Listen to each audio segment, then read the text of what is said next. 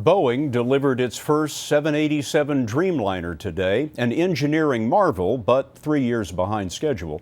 500 employees pulled it 100 yards, delivering it to All Nippon, the Japanese airline. The plane features oversized windows, and the 787 is made from composite material instead of aluminum. Boeing has orders for more than 800 of those Dreamliners, enough to keep thousands of workers busy for years.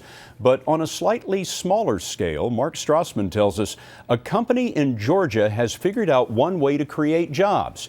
That is to make a product that is indispensable to the world's fastest growing economy. Every week, this factory turns out 10 million disposable chopsticks sold in China.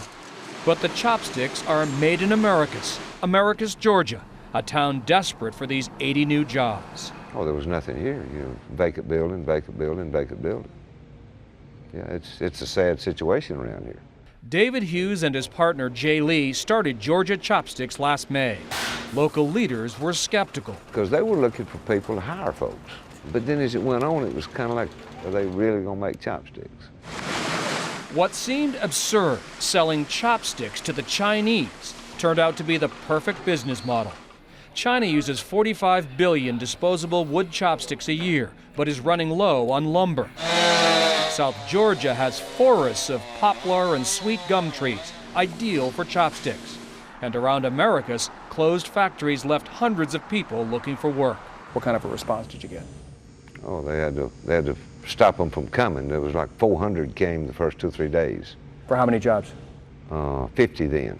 This county's unemployment rate is greater than 13%. That's more than 4 points higher than the national average. This building was an abandoned bumper factory, and most of these employees had been out of work for 2 or 3 years. Ricky Hart's making minimum wage now after 2 years without a paycheck. His family of 6 lost their apartment and moved in with relatives. When your friends ask you what you're doing and you tell them, what's the reaction? I tell them we making chopstick. They look at me and they laugh. It's a chopstick. Yes, sir. Pays the bills.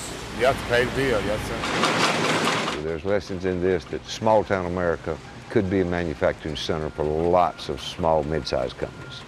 There's people there to work. Government's easier to deal with. Regulations are a whole lot less. It's just a better environment to work in. Georgia Chopsticks hopes to add 70 more workers by March. They may not be the only ones hiring.